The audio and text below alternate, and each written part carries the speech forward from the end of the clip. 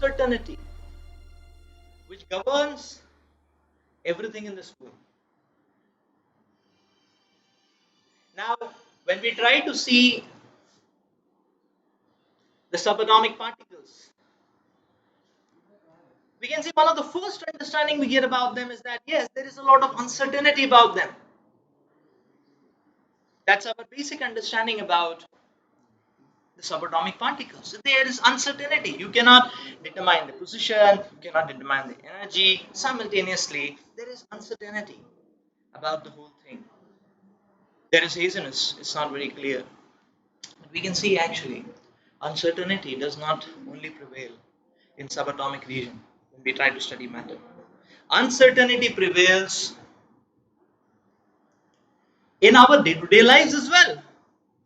Uncertainty prevails in behavior patterns as well. There is uncertainty which governs everything. So today's session we are going to probe on an interesting and intriguing dimension of reality. How to probe deeper from the realm of superficialities into the depths of reality. Does matter and spirit are two completely different, completely non-intersecting, completely diverging paradigms, or is there an intersection between them? How one relates to the other? We may talk about matter, we may talk about consciousness. What is the role of superconsciousness within? How does our understanding through the eyes or through experimental eyes, whichever science offers us, how does our understanding through the eyes of the Vedic scriptures affect our day-to-day life? So how everything fits in is what we are going to explore in this session, and how everything refines, how a spiritual vision refines manipulation of matter, and how super consciousness refines the spiritual vision. That and much more we will discuss today.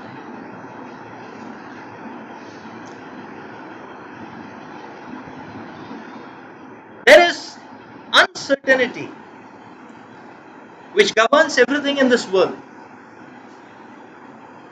We see our lives are uncertain. Just like in the beginning of our seminar, our sound system settings became uncertain.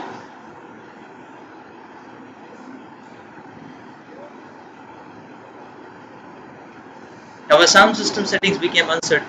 So we see that there is uncertainty which prevails anything and everything.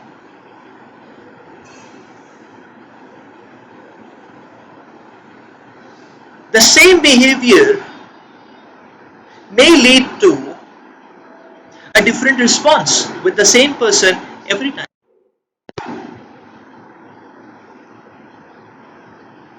The same techniques may not work out for us. We see for ourselves. Suppose the one time the idea of going out may be exciting to us. Another time the same idea of going out, say to a beach, may not be exciting.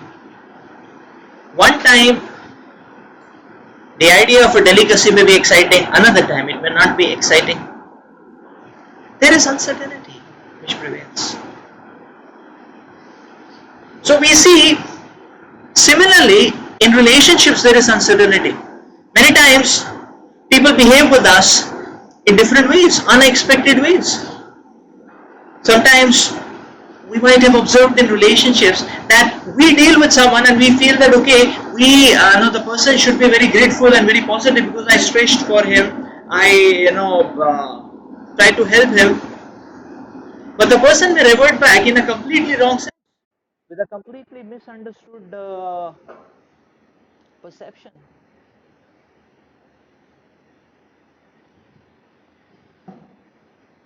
So there is uncertainty.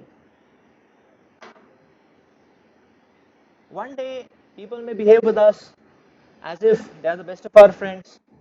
Another day the same person who had been supporting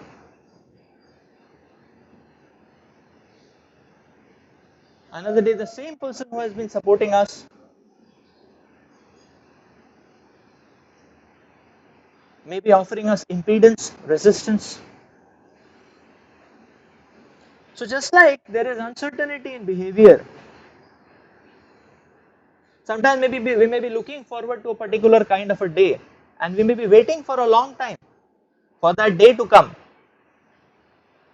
Suppose it is a picnic day, that's a day of an excursion. But on that very day, one's mood may be completely gone. For no, sometimes for no obvious reasons. Sometimes there is this experience that one is prepared very nicely for the exam, but just before the examination, on the spur of the on the 11th hour, one is not feeling that enthusiasm, the tempo. Although his preparation is very good, but his attitude is having a setback. So our moods swing, and uh, much to our surprise. Similarly, people's mood swings, and that is much to our shock. So there is uncertainty. Just like there is uncertainty in behavior, in a similar way, there is uncertainty in matter also.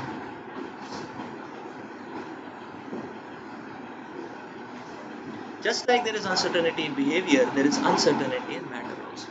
And we can see this in quantum mechanics. The small particles, there is uncertainty. So, the uncertainty principle, you cannot determine the position, the energy of the subatomic particle, the quantum particle at the same time. So we will see the nature of this world is inside out. What is, or the nature of reality is inside out. Yeah. What is inside many times reflects outside. So therefore, studying inside, studying outside never should be done in isolation. Everything should be done in relationship with each other, because the world stands one as a whole. The world stands one as a whole. So we can understand this way there is uncertainty, and therefore we need to explore things from a deeper perspective. The Bhagavad Gita teaches us that the world is a mirror of one's consciousness. So what one feels in the heart, the world starts appearing to be like that. Now comes the point, the very interesting point. The point is that when there are problems, when there is negativity in life, then this negativity and problem can be sorted out. Now from a Naya perspective, from a materialistic perspective, from a hedonistic perspective, the solution appears to be changing the world settings. People have to change, the settings have to change, the rules have to change, principles have to change, everything has to change. The Bhagavad Gita teaches us that if we change the settings of our heart, everything will change. So nothing in this world is in isolation. Nothing is in isolation. Everything is connected to each other. Rather, what is inside very much drives the outside. Therefore, a person who is content and satisfied in life, a person whose mind and senses are controlled, such a person can find meaning in any given situation. Whereas the person whose mind and senses are not controlled, a person who has no understanding of the deeper concepts of life, a person who has no understanding of spirit, of God, such a person will not be able to make sense, or such a person will be disturbed even in a positive and favorable situation. So disturbance is not an external phenomenon. External may be a manifestation, external may be a trigger, sometimes a provocation, but it is the internal, the root, the state of the heart which drives the external. It is the state of the heart which drives the external.